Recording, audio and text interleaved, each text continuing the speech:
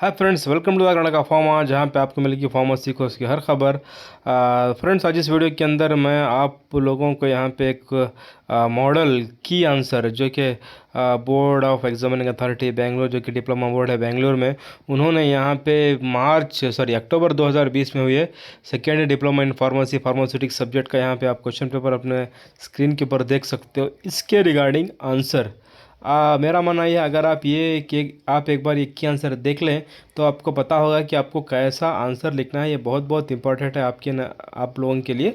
तो मैं ये चाह रहा हूँ कि आप इस वीडियो को अंत तक देखो और समझो कि क्या क्वेश्चन पूछा गया है और वैल्यूएटर और बोर्ड आपसे क्या आंसर एक्सपेक्ट कर रहा है। जो भी वहाँ पे टीचर वैल्यूएशन के लिए जाएंगे उनको ये एक मॉडल की आंसर देंगे और वो कहेंगे आपका जो भी आप वैल्यूएशन कर रहे हो उसका आंसर इस की आंसर से मैच होना चाहिए। ऐसा रहा तो आप मार्क्स जो ऐसा वो गाइड करेंगे। तो यहाँ पे की आंसर है, जैसे कि आप यहाँ पे अपने स्क्रीन पे देख रहे हो, ये फार्मास्यूटिक्स 2020 अक्टूबर का एनुअल एग्जामिनेशन का यहाँ पे क्वेश्चन पेपर है। तो सबसे पहले आप यहाँ क्वेश्चन को देख लो। फर्स्ट क्वेश्चन है, translate the following Latin terms to English, और उसके बाद डिफाइन द फॉलोइंग टर्म्स। और थर्ड क्वेश्चन है, write the principle involve in the preparation of effervescent granules, और एक कैलकुलेशन है जो कि आपको एलिगेशन मेथड डाल के करना है। और नेक्स्ट क्वेश्चन है, write a note on dentifrices. और नेक्स्ट सिक्स क्वेश्चन है, differentiate between lotion and liniments. Seventh question, write the detail requirements of ophthalmic products. Eight one, write a note on jellies. Ninth one, define lotion, write the method of preparation of calamine lotion. Next question, define posology, give any two formulae to calculate child dose. 11th question is that explain geometric dilutions with the help of an example. 11th question, list out the additives used in the suspension and give an example of each. 11th one is write a note on poultice. सो यहाँ section ये है और यहाँ section B के अंदर भी कुछ questions है।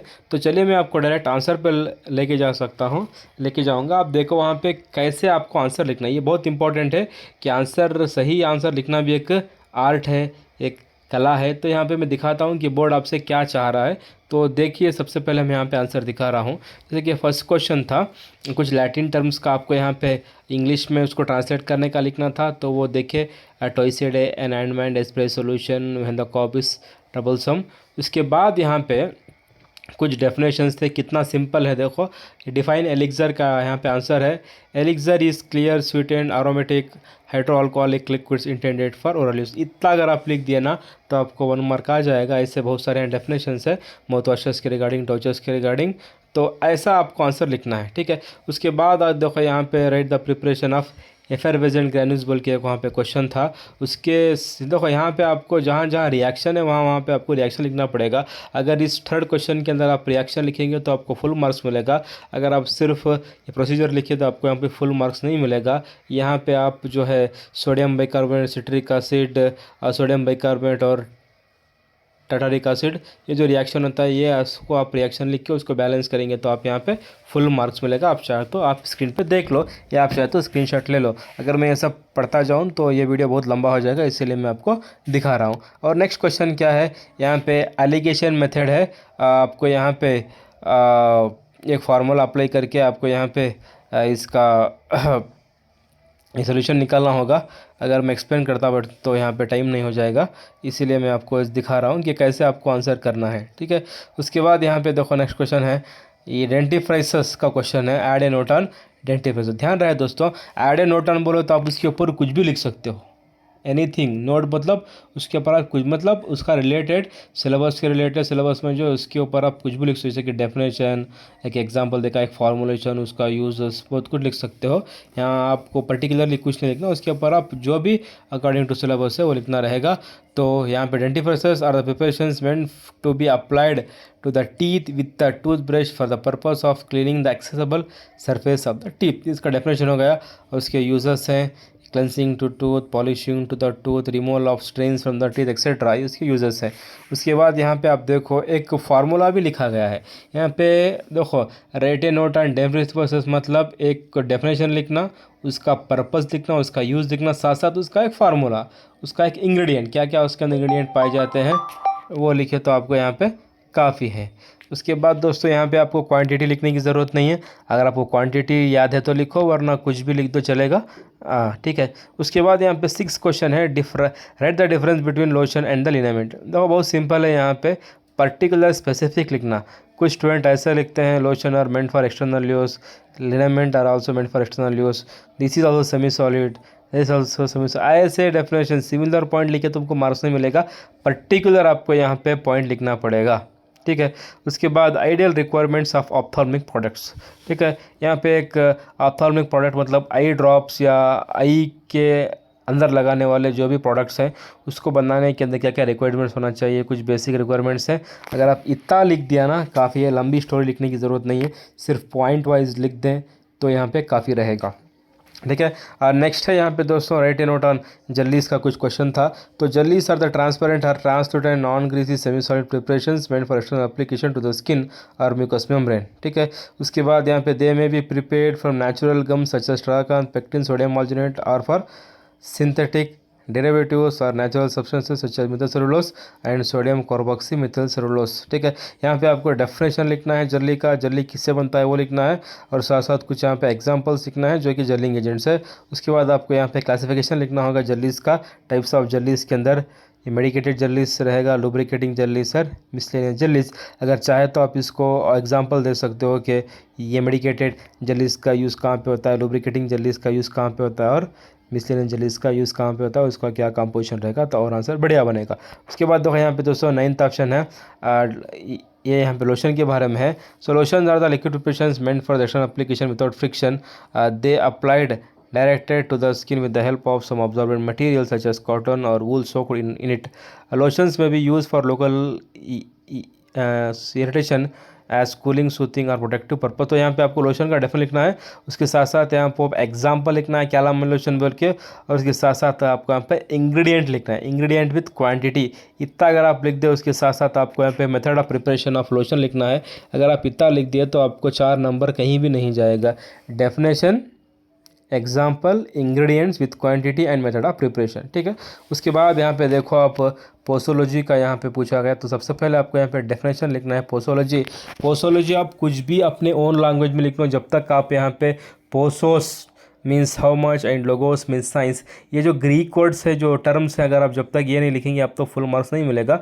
तो ध्यान रहे। इसी तरीके से फार्माकोग्नोसी के अंदर भी आपको पूछा जाएगा, फार्माकोलॉजी के अंदर ही पूछा जाएगा, व्हाट इज डिफाइन फार्माकोलॉजी। जब तक आप वो साइंटिफिक वर्ड नहीं लिखोगे ना, जो भी उसके टर्म्स है, ग्रीक वर्ड या ग्रीस वर्ड, तो आपको फुल मार्क्स नहीं मिलेगा।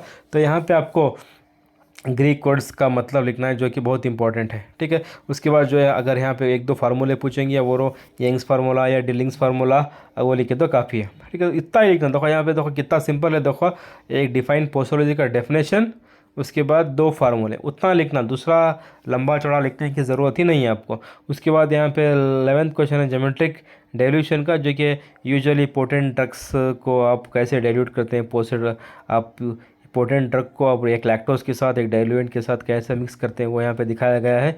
इतना अगर आप लिख दें तो काफ़ी है। और साथ साथ यहाँ पे एक एग्जाम्पल आपको देना रहेगा। ठीक है। ऊपर जब डेफिनेशन लिखेंगे तो हो जाएगा, लेकिन आप एक एग्जाम्पल के तो एक्सप्लेन करेंगे तो आप यहाँ पर फुल मार्क्स मिलेगा। उसके बाद दोस्तों यहाँ पे फ्लॉक्यूलेटिंग एजेंट, मतलब जो भी सस्पेंशन के अंदर कौन से ये मतलब जो इंग्रेडिएंट डालेंगे उसका एक एग्जांपल पूछा है। तो यहाँ पे आपको लिखना है फ्लॉक्यूलेटिंग एजेंट, उसका एग्जांपल है सोडियम लॉरेल सल्फेट और ट्विन, उसके साथ साथ यहाँ पे ट्विन्स है, ट्विन 60 ट्विन 80 है, वो लिखे तो काफ़ी है। और उसके बाद आपका थिकनिंग एजेंट्स है, कोई भी 1-2-4 थिकनिंग एजेंट्स के एग्जाम्पल दे दो। उसके बाद आपको यहाँ पे ये वेटिंग एजेंट्स हैं, जो भी वेटिंग एजेंट्स है उसका 1-2 एग्जाम्पल, मतलब जो इंग्रेडिएंट इस्तेमाल होंगे उसके 1-2 एग्जाम्पल पूछा, ऐसा आप लिख दो, आपका अच्छा खासा मार्क्स रहेगा। सिर्फ जो स्पेसिफिक पूछा गया है अगर आप वो लिखे तो काफ़ी है। उसके बाद आपको 13 क्वेश्चन है पोल्टिस के बारे में। So the poultice are soft viscous wet muscles of solid substances apply to the skin for their ये fomentation action in order to provide relief from pain और रिड्यूस इन्फ्लेमेशन और act as a counter irritant. तो यहाँ पे definition हो गया। उसके बाद आपको प्रिपरेशन ऑफ पोल्टिस होगा, एग्जांपल है कायोलिन पोल्टिस। उसके साथ साथ यहाँ पे कौन से इंग्रेडिएंट्स इस्तेमाल होंगे कायोलिन पोल्टिस के अंदर, आप वो लिखे तो काफ़ी रहेगा दोस्तों। ठीक है। उसके बाद यहाँ पे मेथड ऑफ प्रिपरेशन के काइलिन पोल्टिस को कैसे बनाओगे, क्या टेम्परेचर रहेगा, कौन सा सब्सटेंस कब डालना रहेगा, ये लिखे तो काफ़ी है दोस्तों। यहाँ पर जाए आप, मैं समझता हूँ आपको बहुत सारा यहाँ पर आइडिया मिल गया है कि कौन से क्वेश्चन को क्या लिखना है, कितना स्पेसिफिकली लिखना है। बहुत सारा लंबा खींचते गए तो वन वर्ड्स के अंदर कुछ भी लिखे तो मार्क्स नहीं मिलेगा। आपका आंसर यहाँ पे स्पेसिफिक होना चाहिए, ठीक है। उसके बाद सेक्शन बी के अंदर हम आते हैं। तो यहाँ पे फर्स्ट क्वेश्चन है define prescription, read the parts of prescription. उसके बाद ये देखो, हम देख सकते हो कि ये प्रिस्क्रिप्शन का डेफिनेशन है, उसके पार्ट्स को यहाँ पे लिखा गया है और पार्ट्स को थोड़ा बहुत एक्सप्लेन भी किया गया है कि डेट है, name, age, sex, superscription, inscription. और यहाँ पे जो इंस्क्रिप्शन है वो फिर से 3 अलग अलग पार्ट के अंदर डिवाइड किया गया है, बेस है, एडजुएंट है, व्हीकल है, ऐसा आपको लिखना है। उसके बाद आपको यहाँ पे सुपरस्क्रिप्शन, सिग्नेचुरा और renewal instructions, signature, address and registration number of the prescriber, इतना आप लिख दिए तो काफ़ी है दोस्तों, ठीक है। अभी और अगर आप इसको आंसर बेटर करना चाहें तो आप वहाँ पे एक टिपिकल डायग्राम लिख दो तो काफ़ी है। डायग्राम के लिए ज़्यादा टाइम वेस्ट मत करो। अगर यहाँ पे क्वेश्चन में पूछा जाता कि टिपिकल डायग्राम, तो आपको डायग्राम लिखना रहेगा। यहाँ पे कुछ नहीं पूछा तो इसके अंदर नहीं है। अगर आपको पूछा गया है define prescription, right the parts of the prescription with a typical diagram करके पूछा, तो आपको यहाँ पे एक प्रिस्क्रिप्शन का डायग्राम भी लिखना रहेगा आंसर शीट के अंदर। तो इस क्वेश्चन के अंदर नहीं पूछा तो लिखने की ज़रूरत नहीं थी, इसीलिए यहाँ पे नहीं है, ठीक है। उसके बाद हैंडलिंग ऑफ प्रिस्क्रिप्शन इंक्लूड्स। अब यहाँ पे प्रिस्क्रिप्शन को कैसे आप हैंडल करोगे, आपके सिलेबस में है क्वेश्चन वो। तो सबसे पहले यहाँ पे रिसीविंग होगा, रीडिंग एंड चेकिंग होगा। उसके बाद ये collecting and weighing the material, compounding, labelling and packaging. बहुत सिंपल है। यहाँ पे पहले आपको रिसीव करना रहेगा, पढ़ना होगा, चेक करना होगा, कलेक्ट करना होगा, उसके बाद वे करना होगा, उसके बाद सबको मिला को सबको मतलब उसको जो भी है, जो भी इंग्रेडिएंट रहेंगे उसको आपको मिला के कंपाउंडिंग करके लेबल करके डिस्पेंस करना रहेगा, और उसके साथ साथ पैकिंग भी ज़रूरी है। तो ये रहा हैंडलिंग ऑफ प्रिस्क्रिप्शन। आप बस देख लो थोड़ा बहुत, तो आप ये वीडियो को पॉज करके देख लो, आपको पता चल जाएगा, ठीक है। उसके बाद इनकम्पैटिबिलिटी के ऊपर कुछ यहाँ पे क्वेश्चन पूछे हैं। तो यहाँ पे डेफिनेशन है, डेफिनेशन ऑफ इनकम्पैटिबिलिटी। दोस्तों ध्यान रहे, आपका डेफिनेशन एग्जैक्ट होना चाहिए, सिंपल होना चाहिए। उसके बाद यहाँ पे टाइप्स ऑफ इनकम्पैटिबिलिटी है, 3 अलग अलग प्रकार की इनकम्पैटिबिलिटी पूछी है, यहाँ पे लिखा है। उसके बाद यहाँ पे फिजिकल इनकम्पैटिबिलिटी को एक्सप्लेन करने के लिए पूछा गया था। तो यहाँ पे आपको सिर्फ फिजिकल लिखना है, जो क्वेश्चन पूछा गया है वो लिखना आपको। दूसरा, अगर क्वेश्चन में फिजिकल पूछा, अगर आप थेरापेटिक इनकम्पैटिबिलिटी लिख रहे हो, अगर आप केमिकल लिख रहे हो, तो आपको बिल्कुल मार्क्स नहीं मिलने वाला। फिजिकल पूछा, फिजिकल लिखो, केमिकल पूछा, केमिकल पूछो। कुछ कुछ ऐसे स्टूडेंट होते हैं तीनों लिख देते हैं, लिखने की ज़रूरत नहीं आपको, बेकार आपका टाइम वेस्ट और आपको मार्क्स भी नहीं मिलेंगे, उससे कुछ नहीं होने वाला। जो पूछा गया वो लिखना। फिजिकल पूछा था फिजिकल पूछो, केमिकल लिखा तो केमिकल लिखो। फिजिकल पूछा गया, आपने केमिकल लिखा, मार्क्स नहीं मिलेगा। आपको पूछा गया है थेरेपेटिक, आप लिख रहे हो फिजिकल 2-3 एग्जाम्पल लिख दिए, लेकिन जो मेन लिखना था थेरेपेटिक इनकम्पैटिबिलिटी, उसको आप ठीक से लिखिए ही नहीं। ऐसा नहीं करना, स्पेसिफिक आंसर आपका होना चाहिए, ठीक है। उसके बाद यहाँ पे फिज़िकल इनकम्पैटिबिलिटी के ऊपर यहाँ पे एक एग्जांपल है, जो कि ये कैस्टर ऑयल और वाटर, और यहाँ पे एक एमल्शन का एग्जांपल दिया गया है। तो इसके यहाँ पे क्या करना है, एक को यहाँ पे इनकम्पैटिबिलिटी है। इनकम्पैटिबिलिटी मतलब होती क्या है, क्लासिफिकेशन लिखना है। फिजिकल इनकम्पैटिबिलिटी मतलब क्या है, उसका एक एग्जांपल लिखना है। वो इमिजिबिलिटी होता है, और इनसॉल्युबिलिटी पे क्या होता है लिखना। उसके बाद आपको प्रिपरेशन, कैसे आप फिजिकल इनकम्पैटिबिलिटी को आप डिस्पेंस करोगे, वो यहाँ पे लिखना है, ठीक है। उसके बाद यहाँ पे एमल्शन के ऊपर आपको एक क्वेश्चन पूछा गया था। सो एमल्शन का डेफिनेशन लिखना है, उसके साथ साथ यहाँ पे आइडेंटिफिकेशन टेस्ट फॉर एमल्शन। आपको एमल्शन का डेफिनेशन लिखना है और टेस्ट फॉर एमल्शंस लिखना है। मिनिमम आप यहाँ पे 3 टेस्ट लिखे तो काफ़ी है। अगर आपको 4 टेस्ट आते हैं तो और भी अच्छा रहेगा। आप यहाँ पे आइडेंटिफिकेशन टेस्ट लिख सकते हो, चाहे तो आप यहाँ पे डायग्राम भी लिख सकते हो, इट इज़ बेटर, ठीक है। आपको सबको ज़रूरत नहीं है, लिख सकते हो तो लिख सकते हो, कोई बात नहीं है। उसके बाद यहाँ पे क्रैकिंग ऑफ एमल्शंस, यहाँ पे एवेल्यूशन टेस्ट फॉर द एमल्शंस भी लिखा है। आप वहाँ पे देख सकते हो कि कैसे कैसे एमल्शन क्रैक होता है, मतलब इंस्टेबिलिटी ऑफ एमल्शन, वो भी यहाँ पे है। आपको थोड़ा बहुत ध्यान में रखिए, अगर आप देखो यहाँ पर उसका आप थोड़ा स्क्रीनशॉट ले लो, आपको अच्छा खासा समझ में आ जाएगा, ठीक है दोस्तों। उसके बाद यहाँ पे विस्कोसिटी ऑफ डिस्पर्शन, मतलब जो भी यहाँ पे कारण है कि एमल्शन अनस्टेबल क्यों होता है। उसके बाद 16th क्वेश्चन है ओलियोजिनस बेसिस के रिगार्डिंग, मतलब जो भी एमल्शन के जो भी बेसिस है ऑइंटमेंट के, उसके रिगार्डिंग क्वेश्चन है। तो यहाँ पे अलग अलग टाइप के बेसिस है, oleaginous bases, absorption bases, emulsion bases, water soluble bases. उसके बारे में आपको लिख के एक आध एग्जांपल दिया तो काफ़ी है। जैसे कि ओलियोजिनस बेसिस है, this basis contains of water, insoluble hydrocarbons, vegetable oils, animal fats and waxes. Examples: soft paraffin, hard paraffin and liquid paraffin. Absorption bases: these are the bases generally anhydrous substances which have the property of the absorbing. Example sulfate। वहाँ पे आपको explain करना है, साथ साथ एक आध example दिया तो काफ़ी है। उसके बाद आपको यहाँ पे ये सपोजिटरी के ऊपर क्वेश्चन पूछा गया है कि सपोजिटरी के क्लासिफिकेशन बोलो, रेक्टल है, वेजिनल है, नेसल है, यूरेथ्रल है और ईयर है। उसके बाद ideal characteristics of suppository base, जो भी सपोजिटरी बेस है उसके आइडियल कैरेक्टरिस्टिक्स क्या होना चाहिए।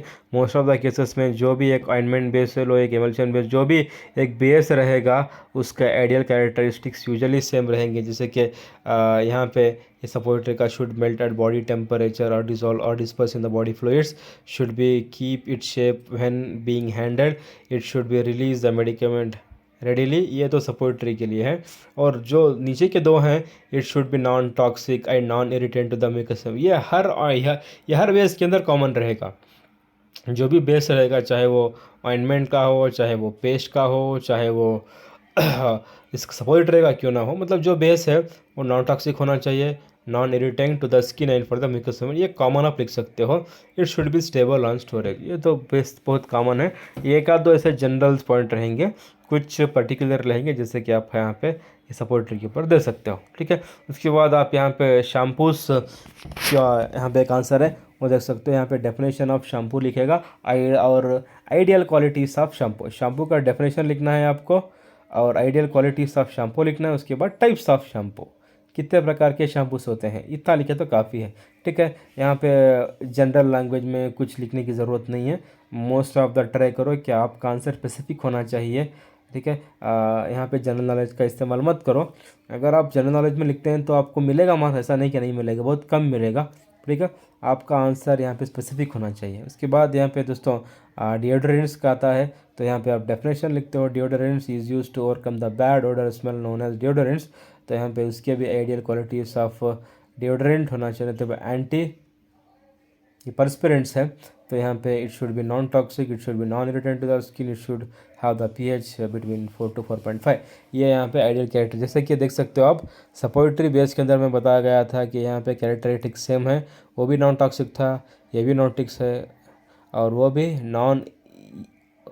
वो भी आपका नॉन इरिटेटिंग था, ये भी आपका नॉन इरिटेटिंग है। यहाँ पे pH 4 to 4.5 एक यहाँ पे एक्स्ट्रा पॉइंट है। ठीक है। उसके बाद दोस्तों यहाँ पे पायरोजन टेस्ट है। आपको यहाँ पे पायरोजन टेस्ट कैसे करते हैं, क्या उसका प्रिंसिपल है, क्या उसका प्रोसीजर है, वो आपको यहाँ पे लिखना रहेगा। तो यूजुअली पायरोजन टेस्ट है वो रैबिट के ज़रिए टेस्ट करते हैं। इससे क्या हो जाता है, पायरोजन एक सैंपल सोल्यूशन के अंदर एब्सेंट है या प्रेजेंट है वो पता चल जाएगा। अगर रैबिट का टेम्परेचर बढ़ा तो उसके मतलब ये है कि सैंपल के अंदर एक जो भी यहाँ पे सैंपल सॉल्यूशन रहेगा उसके अंदर पायरोजन रहेगा। अगर टेम्परेचर 1 डिग्री से ज़्यादा नहीं बढ़ा तो इसके अंदर पायरोजन नहीं है। ठीक है। ये पायरोजन टेस्ट है, थोड़ा बहुत देख लें। तो दोस्तों ये रहा आपका सारे का सारा यहाँ पे एक 2020 का मॉडल की आंसर मैं आपके लिए लेके आया हूँ। चाहे तो आप इसको पॉज करके देखो या आप स्क्रीनशॉट ले लो, आपको बहुत अच्छे से पता चल जाएगा कि आप कैसे बोर्ड क्या चाहता है, आपको क्या लिखना है। तो आई होप कि आप लोगों को यहाँ पे समझ में आया होगा कि कैसे आंसर को प्रेजेंट करना है जिससे कि वैल्यूएटर अट्रैक्ट हो और आपको अच्छे से अच्छा फुल मार्क्स मिले। तो चलिए मिलते हैं अपने नेक्स्ट वीडियो के अंदर, तब तक के लिए देखते हैं Karnataka pharma for the latest updates of pharmacy. Keep watching Karnataka pharma. अगर आपकी जो भी आपके डाउट हो तो हमको पूछ सकते हो आप कमेंट सेक्शन के अंदर। और हमारा यहाँ पे इंस्टाग्राम का आईडी हम नीचे दिए गए हैं, आप चाहे तो हमारे इंस्टाग्राम को भी फॉलो करो और हमारा फेसबुक पेज भी है उसको भी लाइक करो, उसको फॉलो करो। तो चलिए मिलते हैं अपने नेक्स्ट वीडियो के अंदर, तब तक के लिए देखते रहिए Karnataka pharma for the latest updates of pharmacy. Thank you, thanks for the watching.